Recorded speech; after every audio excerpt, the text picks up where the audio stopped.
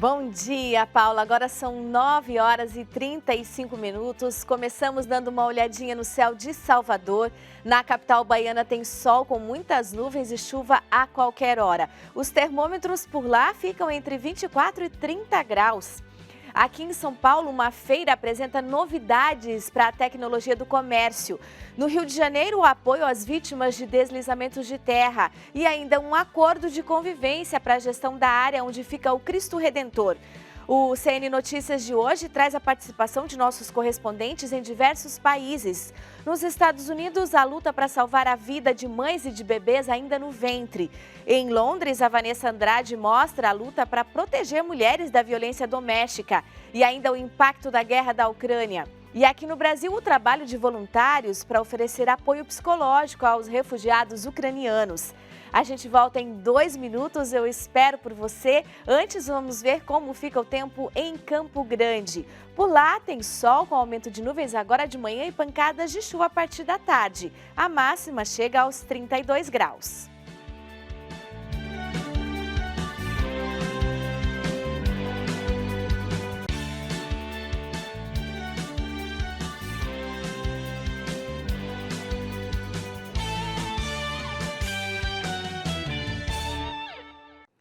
O Papa Francisco acaba de retornar de sua viagem à República de Malta e já se prepara para uma nova viagem. O destino agora é a África. No Sudão do Sul, católicos aguardam a visita marcada para julho. Francisco espera pedir a paz para esse país devastado há anos por lutas tribais e políticas, além de enfrentar a pobreza extrema.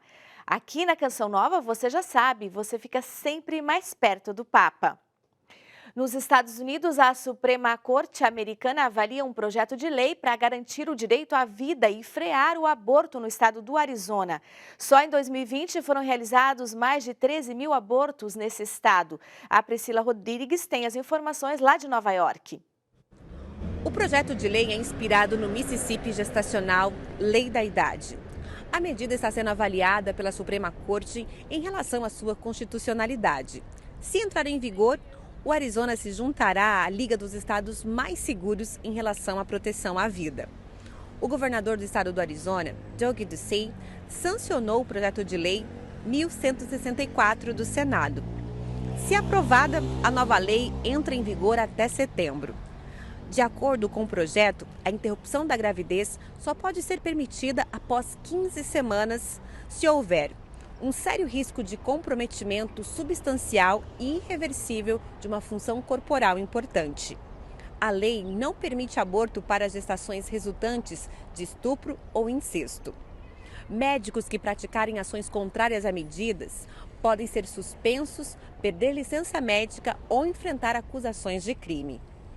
Em uma carta escrita na semana passada, o governador Ducey declarou: no Arizona, sabemos que é um valor imensurável em cada vida, incluindo a vida ainda no ventre. Acrescentou que cada estado tem que proteger a vida dos nascituros. Os bispos católicos do Arizona agradeceram a aprovação da lei. Afirmaram que proteger a vida neste estágio de desenvolvimento é importante. E declararam ainda que muito antes de 15 semanas, a criança já toma forma humana em todos os aspectos relevantes. Priscila Rodrigues, de Nova York, para o Canção Nova Notícias, edição da manhã. Muito obrigada, Priscila. Aqui no Brasil, o governo federal libera uma verba emergencial para Angra dos Reis, no Rio de Janeiro. Em consequência das fortes chuvas no fim de semana, pelo menos 20 pessoas morreram no estado. Vamos agora a Brasília para conversar com a Liana Nunes e saber mais informações sobre essa ação emergencial aí para essa região. Bom dia, Liana. É isso, Adelita. Bom dia a você e a todos. O governo federal anunciou a liberação de R$2.400.000 para a compra de cestas de alimentos, colchões e kits de higiene pessoal, além de material de limpeza e dormitório. Além de Angra, o Ministério de Desenvolvimento Regional também reconheceu o estado de emergência no município de Paraty, que fica próximo a Angra dos Reis, no litoral sul do estado do Rio de Janeiro, e também foi atingido aí pelas fortes chuvas. Com esse reconhecimento, Paraty pode solicitar recursos de assistência humanitária, também o restabelecimento de serviços essenciais, além da reconstrução das áreas atingidas. Ontem, o presidente Jair Bolsonaro visitou Angra dos Reis e está previsto para hoje uma visita do ministro do Desenvolvimento Regional, Daniel Ferreira, em Angra e em Paraty. Agora vamos falar de imposto de renda. É que a Receita Federal divulgou a prorrogação do prazo para a entrega da declaração do imposto de renda para até 31 de maio. O prazo previsto era 29 de abril, então tem aí um mês a mais para que os contribuintes possam fazer a declaração do imposto de renda. Até ontem, mais de 10 milhões de declarações já tinham sido entregues. Quem não declarar deve pagar multa no valor de 1% ao mês, de acordo com o valor do imposto devido. Ainda sobre Receita Federal, a partir deste ano, a pessoa que vender um imóvel vai ter aí a opção de deixar de pagar o imposto de renda sobre o lucro do negócio. A Receita editou essa instrução normativa que isenta o tributo para quem utilizar recursos da venda para quitar financiamentos imobiliários contratados anteriormente. Agora, o benefício ele vale apenas para quitações parciais ou totais de financiamentos até 6 meses depois da venda do imóvel. Adelita. Obrigada, Liana. Bom trabalho para você aí. Agora, falando sobre o tempo, o Centro Nacional de Monitoração e Alerta de Desastres Naturais decretou estado de alerta para alto risco de novos deslizamentos de terra em Paraty e Angra dos Reis. A frente fria se afastou do sudeste, contanto diminuiu a instabilidade, mas ainda há previsão de chuva, o que mantém os estados em alerta. Hoje são esperados até 18 milímetros de acumulados de chuva para o litoral de São Paulo, 12 milímetros no Rio de Janeiro e 5 milímetros de chuva em Minas Gerais. Nas capitais, os termômetros variam entre 20 e 28 graus em São Paulo, 22 e 33 graus no Rio de Janeiro, 22 e 35 em Vitória e 18 e 29 graus em Belo Horizonte. Grandes acumulados de chuva também são esperados no norte e nordeste por conta da zona de convergência intertropical, que continua deixando o tempo mais instável entre o litoral do Rio Grande do Norte e do Maranhão e no Pará, Amapá, Amazonas e Roraima. Um destaque para o sul do Brasil, onde as chuvas se intensificaram no fim de semana e hoje ainda há previsão de muita chuva isolada no Paraná e em Santa Catarina. Podemos esperar tempo aberto e calor na parte central do país, no Rio Grande do Sul e na divisa do Paraguai com o Mato Grosso do Sul. Depois de meses de negociação, a Igreja Católica no Rio de Janeiro e o Instituto Chico Mendes de Conservação da Biodiversidade estabeleceram regras comuns de convivência em benefício do maior santuário a céu aberto do mundo. Emerson Tersigni tem mais informações. A Arquidiocese do Rio de Janeiro e o governo federal celebraram no início desta semana um acordo de convivência em prol do Santuário Cristo Redentor. As ações beneficiam tanto a fé católica quanto o meio ambiente, já que o monumento está localizado dentro do Parque Nacional da Tijuca, a maior floresta urbana do mundo. Em resumo, o protocolo tem o objetivo de integrar os trabalhos das duas instituições a partir da gestão do parque, da preservação ambiental e da manutenção e acessibilidade ao Morro do Corcovado, onde fica o Cristo. O cardeal arcebispo do Rio de Janeiro, Dom Orani Tempesta, presidiu uma missa no platô do Cristo Redentor e, em seguida, os acordos foram assinados pelas autoridades, incluindo o presidente da República, Jair Bolsonaro. Dia de festa para a Igreja do Rio de Janeiro, responsável por este santuário, e também pela manutenção do Redentor, que de braços abertos abençoa a todos nós. A reportagem completa a respeito do assunto você confere em nosso site, noticias.cançãonova.com. Do Rio de Janeiro, Emerson Tersigni, para o Canção Nova Notícias, edição da manhã. A seguir, voluntários oferecem atendimento psicológico a refugiados ucranianos aqui no Brasil. Vamos para um breve intervalo com imagens de Belém, no Pará. Hoje o dia será de chuva a qualquer hora e máxima de 31 graus.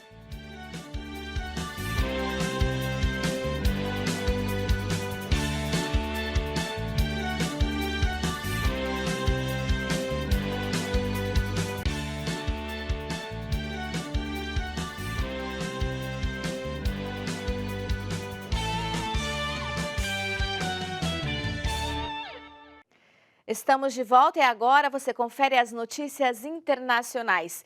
Entre os destaques estão a repercussão do massacre em Bucha e as acusações de crime de guerra contra a Rússia.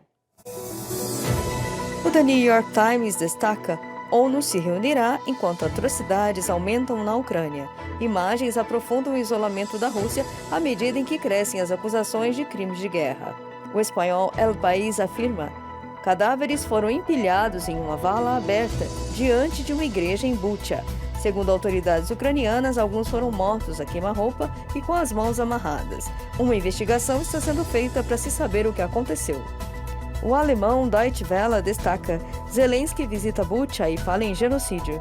Nesta segunda-feira, o presidente ucraniano percorreu as ruas da cidade alvo do massacre e acusou tropas russas de estarem por trás das atrocidades cometidas. O Kremlin nega e fala em encenação. O presidente dos Estados Unidos, Joe Biden, defende que Vladimir Putin responda por crimes de guerra. A guerra na Ucrânia já levou mais de 4 milhões de pessoas a deixarem o país. Há situação de estresse extremo para todos os envolvidos. A Organização Mundial da Saúde estima que 1 em cada 4 ucranianos que cruzaram a fronteira com a Polônia estão abalados mentalmente. Para ajudar refugiados que chegam aqui ao Brasil, um grupo de psicólogos se dispôs a atendê-los de forma voluntária. Aqui no Núcleo de Logoterapia G3, nós estamos oferecendo um atendimento gratuito para os refugiados ucranianos. Este atendimento começou no dia 2 de março, através de uma equipe de voluntários. A maioria atende na abordagem logoterapêutica, mas tem outras abordagens também. Eles falam vários idiomas, temos alguns que falam inglês, outros falam espanhol, outros falam francês. Agora temos também uma voluntária que fala alemão. E começamos atendendo refugiados ucranianos que vieram transferidos das empresas multinacionais nas quais eles trabalhavam e que chegavam aqui já com o apoio dessa empresa, porém estavam em tratamento psicológico ou multiprofissional lá naquele país e precisavam continuar. Um exemplo disso, nós recebemos um pedido de ajuda para uma criança autista em torno de 8 anos e nós conseguimos fazer esse atendimento através de uma voluntária que falava inglês e conversou com a mãe que também falava inglês e fez toda a orientação, inclusive orientando uma equipe médica e também multiprofissional. Depois nós começamos a atender outras pessoas que nos procuraram, que vieram indicadas por outras instituições que chegaram até nós. Sabemos que tem outros refugiados que estão chegando em Curitiba. O Paraná é o estado do Brasil que tem o maior grupo de ucranianos e nós estamos totalmente disponíveis a colaborar com o poder público que os está acolhendo e também apoiar todas as instituições que precisarem de nós. Na França, o presidente Emmanuel Macron condenou o ataque russo à cidade de Bucha, na Ucrânia. Ele disse ser a favor de mais sanções contra o governo de Putin. Padre Éder Pires, de Toulon, traz mais detalhes. O presidente francês declarou ser a favor de novas sanções à Rússia após divulgação de imagens de civis mortos na Ucrânia. O presidente francês, Emmanuel Macron, seguiu a mesma linha de discurso de outras autoridades europeias, classificando as imagens de civis mortos nas ruas da cidade de Bucha, na Ucrânia, como cenas insuportáveis. Macron declarou: existem indícios muito claros de crime de guerra. Eu penso que todos estamos extremamente chocados e nós condenamos estas mortes com a maior veemência possível. O presidente, que passou a ser favorável às novas sanções contra a Rússia, deseja que a justiça internacional possa agir e, sem querer antecipar-se a uma decisão, declarou que: eu penso que esteja quase estabelecido que tenha sido o exército russo, pois eram eles que estavam em Bucha. Por fim, o presidente mostrou seu apoio à Ucrânia e colocou a França à disposição para ajudar as autoridades ucranianas nas investigações do suposto crime. Outro assunto envolvendo o atual presidente é a eleição presidencial que acontece no próximo domingo, dia 10 de abril, na França. Após uma campanha discreta, apenas um meeting, um comício com correligionários e apresentando seu projeto de governo faltando 15 dias para a eleição, o atual presidente é presença praticamente certa no segundo turno. Ele tem ampla vantagem sobre os demais candidatos em todas as sondagens de votos. Por outro lado, A disputa para a segunda vaga no segundo turno, que acontecerá dia 24 de abril, está mais acirrada. Houve várias oscilações entre os demais candidatos nas últimas semanas. Caso se mantenha a tendência dos últimos dias, os franceses terão uma espécie de déjà vu das eleições de 2017, que deverá ser disputada entre Emmanuel Macron e Marine Le Pen. Padre Éder Pires de Toulon, na França, para o Canção Nova Notícias, edição da manhã. Muito obrigada, Padre Éder. O desemprego na Espanha diminuiu no mês de março em relação ao mês de fevereiro. No país, o número de desempregados passa de 3 milhões. Nosso correspondente em Madrid, André Peixoto, tem as informações. O número de desempregados diminuiu em quase 3 mil pessoas, segundo o Serviço Público de Emprego Estatal vinculado ao Ministério do Trabalho. A queda no número de desempregados foi, no entanto, 20 vezes menor do que no mesmo mês de 2021, o que indica uma desaceleração no ritmo da redução de pessoas sem trabalho formal. O órgão registrou no terceiro mês do ano a criação de pouco mais de 140 mil empregos. A média de afiliados no INSS é de 19 milhões e 800 mil pessoas. Ante este cenário com o conflito entre a Ucrânia e a Rússia, os empresários pediram prudência para os próximos meses, já que as incertezas e a inflação podem conter novas contratações. Na Inglaterra, a polícia passou a testar um tipo de spray para proteção de mulheres e combate à violência. As informações direto de Londres com a Vanessa Andrade. Bom dia, Delita, e a todos que acompanham o CN Notícias. O Departamento de Polícia daqui da Inglaterra está testando um spray florense. Um líquido que, quando seco, é invisível a olho nu, mas brilha em amarelo fosforescente sobre lâmpadas ultravioletas e lanternas usadas pela polícia. O uso do Smart Water, ou água inteligente em tradução livre, já colaborou para condenar um agressor. Um homem foi preso por violência doméstica após ser borrifado por essa substância. Essa foi a primeira vez que ela foi usada como prova para condenar alguém por violência doméstica aqui no Reino Unido. A substância permanece na pele por mais de 6 semanas e na roupa pode durar ainda mais tempo. Alguns departamentos de polícia já distribuíram kits para mais de 200 mulheres em toda a Inglaterra. Os kits incluem um spray portátil, um gel para aplicar em maçanetas e portões e um dispositivo automático que borrifa o líquido se alguém se aproximar da residência. O kit custa cerca de 150 libras, o equivalente a R$ 916. A maioria das vítimas que está usando essa tecnologia disse à polícia que se sente mais segura, enquanto 94% recomendariam a outros. De Londres, Vanessa Andrade para o Canção Nova Notícias, edição da manhã. Muito obrigada, Vanessa. A seguir, as novidades da tecnologia para o comércio. Saímos para um breve intervalo com imagens do Distrito Federal. Em Brasília tem sol com algumas nuvens sem chuva. Os termômetros ficam na casa dos 30 graus.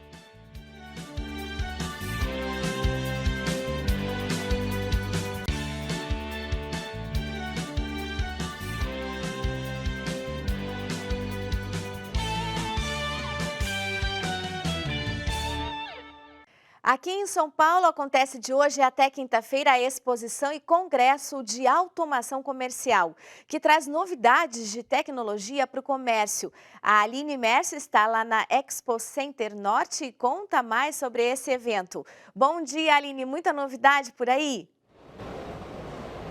Bom dia, Delita. Tem novidade sim. Bom dia a todos que acompanham a Canção Nova Notícias. A gente está aqui na Autocom, que está na sua 21ª edição. São 21 anos de feira. Esse ano tem mais de 150 marcas expositoras. E a gente vai entender um pouquinho das novidades com o Paulo Eduardo Guimarães, presidente da Associação Brasileira de Tecnologia para Comércio e Serviços. Bom dia, Paulo. Quais são as novidades da Autocom esse ano? Bom dia. A Autocom esse ano, ela traz uma edição do que aconteceu na NRF nos Estados Unidos. A gente se propõe a ser a visão latino-americana do Fórum de Tecnologia para o Comércio e Serviço. Então a gente vem trazendo as tecnologias que saem no ano anterior na Europa e Estados Unidos, tropicaliza, aplica isso aqui. Antes de acontecer isso aqui, tem centenas de horas com todas essas empresas percebendo quais tecnologias podem ser aplicadas no Brasil, quais são economicamente viáveis. E, paralelamente a isso, a gente conduz um congresso com os temas relevantes para o setor no ano. Por exemplo, esse ano, daqui a pouquinho, a gente vai ter ali um painel de simplificação fiscal digital, que é simplificar toda essa parafernália de documentos fiscais em um único documento. E o que eu digo é assim, o ecossistema de tecnologia para o comércio e serviço, ele consegue em 2 dias aqui fazer um trabalho que sozinho não faria em 2 meses. Porque estão todas as empresas, todas as tecnologias, todas as conversas relevantes. Vale muito a pena para quem vive nesse ecossistema estar aqui. São 2 dias assim de banho de loja. Perfeito, muito obrigada, Paulo. Tá bom, gente. Contem com a gente. Um abraço. Muito obrigada. A Autocom, Adelita, vai até quinta-feira, o congresso vai até amanhã, né? Pode chegar aqui no Expo Center Norte, o credenciamento é gratuito, a entrada é gratuita, então fica o convite para quem trabalha aí nesse setor vir conferir as novidades, né? Voltamos aos estúdios. Tá certo, obrigada, Aline. Tudo para melhorar, né, a nossa vida, o nosso dia a dia. A Igreja Católica vive a etapa diocesana do Sínodo dos Bispos. Em Portugal, nossa equipe mostra como está essa fase, esse processo na Diocese de Leiria, Fátima. A Igreja em todo o mundo vive a etapa diocesana do Sínodo dos Bispos, em que se vai à realidade própria das pessoas para que opinem sobre questões pertinentes à vida da Igreja. Este é um dos 7 grupos formados pela paróquia de Freixianda, Diocese de Leiria, Fátima, que se reúne a fim de responder os questionários. As comunidades paroquiais terão até o mês de abril para enviarem sua síntese à diocese. Já a fase diocesana terminará 15 de agosto deste ano, quando deverá ser apresentado o compêndio das consultas das conferências episcopais, igrejas de rito oriental e outros organismos eclesiais. Um processo a nível global, mas que já provoca mudanças no âmbito local. Os paroquianos de Freixianda estão, por exemplo, propondo ao pároco a realização de uma assembleia paroquial. E há essa esperança de este momento sinodal não terminar, mas ser um primeiro passo para depois se concretizarem mudanças concretas aqui na nossa terra, na nossa paróquia. Os questionários baseiam-se em determinadas dimensões que representam uma igreja sempre a caminho. Sermos e sentirmos que somos uma igreja a caminho, que não estamos feitos, não estamos terminados, que Deus nos chama sempre a mais e melhor, a percorrer caminhos novos. O Conselho Ordinário do Sínodo dos Bispos tem expressado grande satisfação com o desenvolvimento do processo a nível local. Segundo o órgão, 98% das conferências episcopais e sínodo das igrejas orientais de todo o mundo nomearam uma pessoa, uma equipe inteira, a fim de organizar o processo sinodal nas dioceses. O atual processo de um sínodo dos bispos tem representado um marco histórico, mas que encontra também os seus desafios. Como leigos que questionam se as suas respostas aos questionários surtirão efeitos, alguns sacerdotes com receio de mudanças ou barreiras para se chegar a quem está afastado da igreja ou aqueles que não possuem acesso aos meios digitais. Contudo, as ações crescem gradativamente e já com uma boa repercussão. Canção Nova Notícias, edição da manhã, fica por aqui. Encerramos hoje com imagens de São Paulo.